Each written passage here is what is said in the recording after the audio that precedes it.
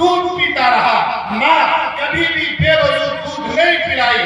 اس لیے میں امت کی ماں سے، امت کی بہنوں سے، امت کی بیٹیوں سے یہ گزارش کروں گا اور ادبن گزارش کروں گا، اگر اپنے بچے کو حضرت چشتی دیکھنا ہے، حضرت نظام الدین اولیاء دیکھنا ہے، حضرت صابر کلیری دیکھنا ہے، تو اپنے بچوں کی تربیت اور اس کی پرورش کا نظام اس کی پیدائش کے وقت سے کرنا ہوگا۔ سبحان اللہ، سبحان اللہ۔ اس لیے لیکن عجیب بات یہ ہے کہ اس دور میں بہت سارے ہمارے احباب بچیوں کے حافظ بنانے کے قائل نہیں ہیں۔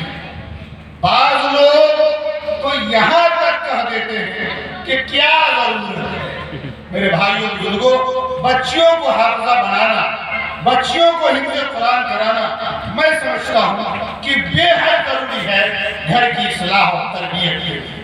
بہت مشہور واقعہ جو سب لوگوں کو یاد نہیں ہوگا، دوبارہ یاد ہو جائے گا کہ ایک مرتبہ ایک گھر میں ایک بچے کی ولادت ہوئی اور اس بچے کو ماں نے مکتب کے مولانا صاحب کے پاس لے جا کر داخلہ کرایا اور مولانا سے کہا کہ اس بچے کو پڑھا دیجیے۔ مولانا نے اس بچے سے کہا پڑھو بیٹا۔ بچے نے کہا کیا پڑھوں، کہاں سے پڑھوں، کس پارے سے شروع کروں؟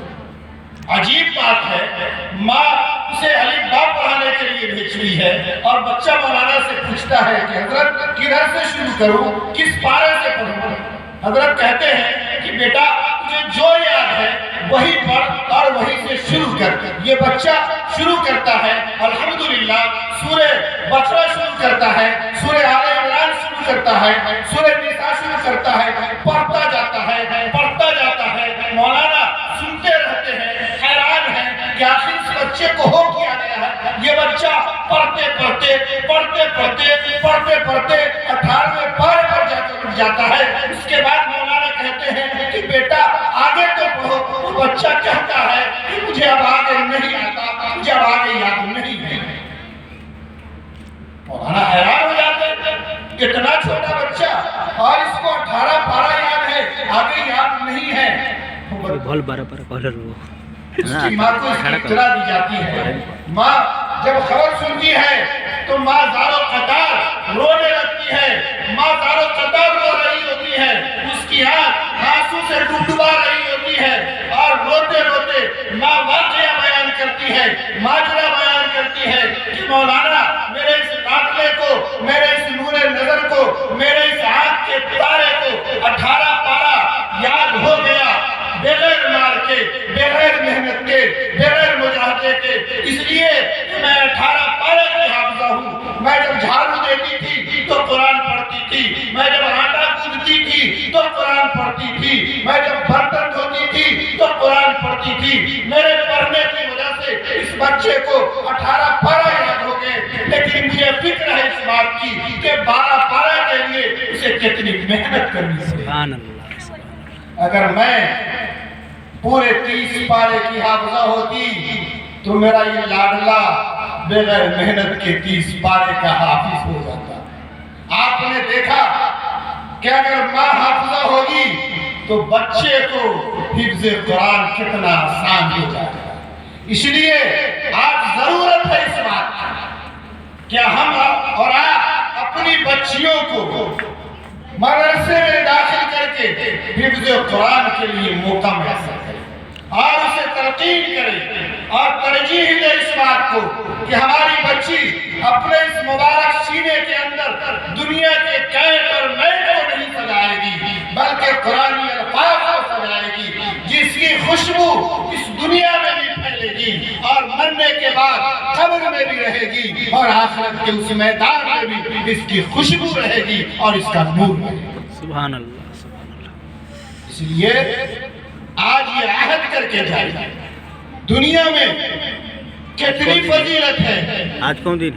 یہ ہماری آنکھوں سے اوجھل نہیں ہے، جمعہ ہو گلو آپ لیکن آخرت میں بھی اس حافظ قرآن اور ساتھ ساتھ اس کے والدین کی کیا فضیلت ہے۔ میں نے خطبے کے دوران ایک حدیث شریف بفے ہو گلے نا، بفے ہوا بفے آقائے نامدار مدینے کے تاجدار احمد مصطفیٰ جناب رسول اللہ صلی اللہ علیہ وسلم نے ارشاد فرمایا کہ اس نے قرآن کریم کو یاد کیا، قرآن کریم کو پڑھا اور اس پر عمل کیا، اللہ تبارک و تعالی قیامت کے دن اس کے والدین کو ایک ایسا تاج پہنائے گا جس تاج کی روشنی سورج کی روشنی سے زیادہ چمکدار ہے۔ سبحان اللہ۔ سورج کی روشنی دیکھیے، سورج کیسے سب چمکتا ہے۔ سورج کی روشنی کتنی ہوتی ہے؟ اس کی روشنی چھپتی ہے تو دنیا اندھیری ہو جاتی ہے، رات آ جاتی ہے۔ قرآن میں رات و دن کے تبادلے کو بڑے عجیب انداز میں بیان کیا ہے کہ رات کا حصہ دنوں میں اور دنوں کا حصہ رات میں داخل ہوتا ہے۔ یہ جب سورج ڈوبتا ہے تو رات آتی ہے، سورج نکلتا ہے تو دن آتی ہے۔ اس کی روشنی سے پوری دنیا روشن ہے، اور اس حافظ قرآن کے والدین کو جو تاج پہنایا جائے گا اس کی روشنی اس سورج کی روشنی سے زیادہ منور ہے۔ میرے بھائیوں بزرگوں، آج بھی پھر آج ضرورت اسی بات کی ہے کہ ہر والدین آج یہ پیغام لے کر جائے اور اپنے اندر یہ جذبہ پیدا کر کے جائے، حوصلے کی چنگاری جلائے اپنے سینوں میں کہ جہاں ہم اپنی بیٹی کو، ہم اپنی نونہال کو، ہم اپنی لاڈلی اور پیاری کو اسکول، کالج، یونیورسٹی کا رخ کراتے ہیں، جہاں صحیح معنی میں علماء بیٹھے ہیں، تمام کی موجودگی میں بڑی ذمہ داری سے میں یہ کہہ رہا ہوں کہ وہاں صحیح معنی میں اس کی عزت، اس کی عصمت محفوظ نہیں ہے، وہاں تو بھیجنا ہم گوارا کرتے ہیں، لیکن مدرسے میں بھیج کر اپنی بچی کو حافظ بنانا گوارا نہیں کرتے۔ مسلمانوں، آج ہم کہاں کھڑے ہیں؟ آج ہم کس مقام پر ہیں اور حالات کے کس موڑ پر ہم کھڑے ہیں؟ یہ کوئی ڈھکی چھپی بات نہیں ہے، پوری دنیا دیکھ رہی ہے اسے، روح کانپتا ہے اس فرسودہ حالات کو پڑھ کر، آنکھیں پھٹی کی پھٹی رہ جاتی ہے کہ فلاں فرزانہ آج یہ بن گئی، فلاں شگفتہ آج یہ بن گئی، فلاں گلناز آج یہ بن گئی۔ لیکن مسلمانوں، اگر ہوش کے ناخن لیے ہوتے اور اپنی نونہال کو مدارس اسلامیہ کا رخ کرائے ہوتے اور مدارس اسلامیہ کی چٹائی پہ بیٹھ کر قال اللہ اور قال الرسول کے گن سے سرشار ہوتی، اپنے سینے کو سجائے ہوتا، تو اس کفر قدہ میں وہ نہ جاتی اور وہاں سے وہ دور ہوتی۔ اس لیے آج عہد کیجئے اور سب لوگ عہد کیجئے، سب لوگ آج یہ عہد کیجئے کہ انشاءاللہ ہمارا پہلا کام یہ ہوگا کہ ہم اپنی بچی کو حافظ قرآن بنائیں گے، عالم دین بنائیں گے اور دین کے لیے تیار کریں گے اور علم دین کے لیے اس کا انتخاب کریں گے۔